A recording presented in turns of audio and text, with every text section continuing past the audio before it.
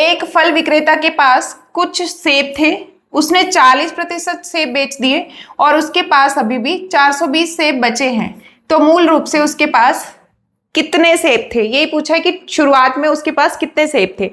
तो देखिए मान लीजिए कि टोटल सेब थे 100%, क्योंकि कोई भी चीज पूरी कितनी होती है परसेंटेज में 100% होती है। उसने कितने बेच दिए, 40% बेच दिए, 40% बेच दिए तो बचे कितने, 60%। अगर परसेंटेज के हिसाब से देखें तो कितने सेब बचे हैं, 60%। लेकिन वैसे देखें तो कितने सेब बचे हुए हैं, 420।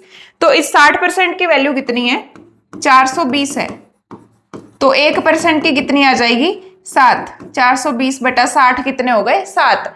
अब उसने पूछा है कि मूल रूप से ओरिजिनली ही हैड, उसके पास ओरिजिनली कितने सेब थे, शुरुआत में कितने सेब थे। तो हमें किसकी वैल्यू निकालनी है, 100 की, क्योंकि हमने शुरुआत में उसके पास 100 सेब माने हुए हैं।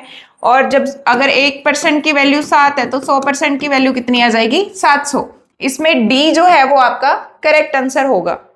हमारा नेक्स्ट क्वेश्चन है, एक निश्चित स्कूल में 20% छात्र 8 वर्ष से कम आयु के हैं और 8 वर्ष से अधिक आयु के छात्रों की संख्या 8 वर्ष की आयु के छात्रों की संख्या का 2/3 है, जो कि 48 है। तो स्कूल में छात्रों की कुल संख्या कितनी है। तो देखिए हम क्या करेंगे, सबसे पहले टोटल छात्र मान लिए 100% या 100।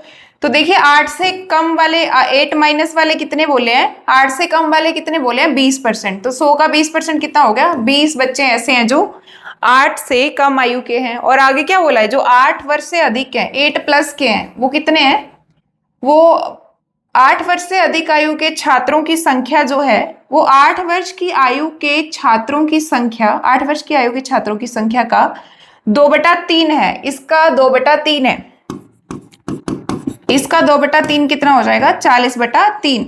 तो ये आ गया हमारे पास 40/3। आगे क्या बोला है, जो कि 48 है। हमारे अकॉर्डिंग तो परसेंटेज के अकॉर्डिंग क्या आ रहा है, 40/3। और इसकी वैल्यू वैसे कितनी दी है, 48। मतलब 40/3% की वैल्यू दी है 48। और हमें पूछा क्या है, स्कूल में छात्रों की कुल संख्या कितनी है, हमें किसकी वैल्यू निकालनी है, 100 की वैल्यू निकालनी है। तो 1% की वैल्यू यहां से कितनी आएगी, 48 गुणा 3/40। यहां आएगा तो उल्टा हो जाएगा, 3/40। और हम किसकी वैल्यू निकाल रहे हैं, अभी 100 की वैल्यू निकाल रहे हैं। तो क्या कर देंगे, मल्टीप्लाई बाय 100 कर देंगे। 20 से काट दो, ये 5, ये 24 गुना 48 हो गए, 24 गुना 15 हो गए आपके, 15 चौके 60, 6 और 36, 360। टोटल छात्र थे यहाँ पे 360। इसमें नन ऑफ दीज जो है वो आपका सही आंसर होगा। नेक्स्ट क्वेश्चन है, एक छात्र को पास होने के लिए कुल अंकों का 33% अंक प्राप्त करना आवश्यक है। उसे 125 अंक मिले और वह 40 अंकों से अनुत्तीर्ण हो गया, तो अधिकतम अंक क्या है। क्या बोला है, पास होने के लिए कितने चाहिए, टोटल का 33% चाहिए। तो टोटल हमने मान लेते हैं x, तो पास होने के लिए क्या चाहिए, x का 33% चाहिए। परसेंट की जगह हमने 100 लगा दिया नीचे। आगे क्या बोला है, एक बच्चे को 125 अंक मिले हैं और वह 40 अंकों से अनुत्तीर्ण हो गया, फेल हो गया है। मतलब अगर उसके 125 से 40 अंक और ज्यादा होते तो वो पास हो जाता। तो उसके पूरे कितने आ जाते, 33%। तो 125 + 40 ये उसके पासिंग मार्क्स होंगे और ये उसकी पासिंग परसेंटेज है। तो 125 + 40 165 हो गए, जो कि किसके बराबर होंगे, 33% के। तो टोटल का 33% कितना है, 125 + 40 165। तो जब इसको कैलकुलेट करेंगे तो 33 यहाँ डिवाइड में जाएगा, सामने दिख रहा है 5 से कट जाएगा। और x की वैल्यू कितनी आ गई, टोटल 100 गुना 5, 500। अधिकतम अंक पूछे हैं, मतलब टोटल कितने अंकों में से पेपर था वो पूछा हुआ है। तो इसकी वैल्यू कितनी आई है, 500। देखिए इस क्वेश्चन को एक्स फॉर्म में भी करना इजी है। और एक मेथड और है, जैसे मान लिया ये पासिंग लाइन है, इस यहां तक पहुंचने के लिए कितने % नंबर चाहिए, 33%। एक बच्चे के आए हैं 125, लेकिन वो फिर भी फेल है, अनुत्तीर्ण है। तो मतलब इस लाइन तक पहुंच ही नहीं पाया, कहीं पीछे ही रह गया है। उसके कितने आए हैं, 125। तो इस लाइन तक पहुंचने के लिए और कितने चाहिए उसको, 40। मतलब यहां तक पहुंचने के लिए उसको 125 + 40 165 नंबर चाहिए, तब उसके कितने हो जाएंगे, 33% हो जाएंगे। तो 33% की वैल्यू 165 है, तो 1% की कितनी आ जाएगी, 5। 165/33। तो वैसे अधिकतम अंक पूछा है तो 100% की वैल्यू निकालनी है। अगर 1 की वैल्यू 5 है तो 100 की कितनी आ गई, 500। इसमें बी जो है वो आपका करेक्ट आंसर रहेगा। किसी संख्या के 3/7 भाग के 1/3 का 2/5 भाग 15 है। देखिए 3/7 का क्या मतलब है, 3/7। 1/3 1/3, 2/5 मतलब 2/5 भाग।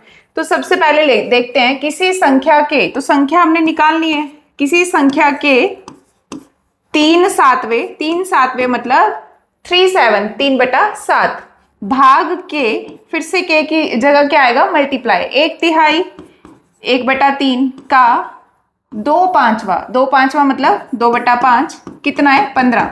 क्या दिया है, किसी संख्या के 3/7 का 1/3 का 2/5 भाग 15 है। तो ये इक्वेशन बन गई। यहाँ पे भी हम के की जगह क्या लगा देंगे, मल्टीप्लाई लगा देंगे। अब पूछा क्या है, उस संख्या का 40% क्या है, तो पहले संख्या निकालनी पड़ेगी, फिर उसका 40% निकलेगा।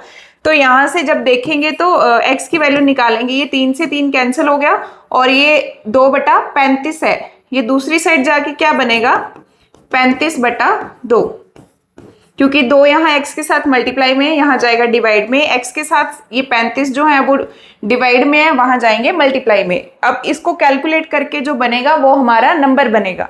आगे क्या पूछा है, संख्या का 40% कितना है। देखिए हम इसको मल्टीप्लाई और 2 से डिवाइड करके पहले आंसर नहीं लिखेंगे, क्यों, क्योंकि हमें फिर से उसका क्या निकालना पड़ेगा, 40%, मतलब फिर से ही कैलकुलेशन ही तो करनी पड़ेगी। तो हम डायरेक्ट ही यहाँ पे इसका 40%, यही तो नंबर है, इसी का डायरेक्ट 40% निकाल देंगे। तो ये हो गया, 20 से काटेंगे, 20 दूना 40 और 20 पंजे 100, ये 2 से 2 कैंसिल हो गए, 5 सत्ते 35 हो गए। तो 15 सत्ते कितने होते हैं, 105। ये निकला है हमारा संख्या का 40%, 105। इसमें नन ऑफ दीज जो है वो इसका करेक्ट आंसर रहेगा। हमारा नेक्स्ट क्वेश्चन है, एक व्यक्ति जो अपनी आय का 66% खर्च करता है और वह प्रति माह 1200 रुपये बचा पाता है, उसका मासिक खर्च कितना है। A person who spends 66 into 2/3%, तो यहाँ पे कितना आएगा, 66 इंटू 2/3%, इतना वो खर्च देता है और इतना वो बचा लेता है, 1200 बचा लेता है। देखिए जो बचत है उसकी उसने 12 रुपयों में बताई है, और जो उसका खर्चा है उसका वो उसने परसेंटेज में बताया है। अगर हमें इसका बचत का भी परसेंटेज पता लग जाए तो हम उसकी वैल्यू आपस में बराबर कर सकते हैं। तो देखिए जो मान लीजिए कि उसकी आय कितनी थी, 100% थी, उसने उसमें से कितना खर्चा कर दिया, 66 से ही 2/3% खर्चा कर दिया, तो बाकी कितना बचा। अगर 100 में से इतने खर्च दिए हैं तो बाकी कितने बचेंगे, 100 माइनस ये करेंगे। देखिए हम इसको अगर पहले सॉल्व करके लिखेंगे तो 200/3 आएगा और फिर 100 में से माइनस करेंगे। तो देखिए अगर ये और खर्चा प्लस बचत इज इक्वल टू आय तो होती है, तो ये प्लस ये 100 होना चाहिए, तो हम वैसे ही लिख लेते हैं। देखिए 66 प्लस 33 कितने हो गए, 99 हो गए, हमें चाहिए 100। अब एक ये हो जाएगा, 2/3 ये भी है, 3 में से 2 उसने खर्च दिए, तो 3 में से कितने बच गए हैं, 1, तो ये पूरे हो गए 100। जैसे ये 66 प्लस 33 99 हो गए, और 2/3 प्लस 1/3 1 हो गया, तो वो टोटल करके उसका कितना हो गया, 100 हो गया। बाकी अगर आपको नहीं पता लगता है, आप 100 में से ये माइनस कर सकते हैं और ये आ जाएगा। तो देखिए ये उसकी बचत है और ये उसका खर्चा है परसेंटेज की फॉर्म में।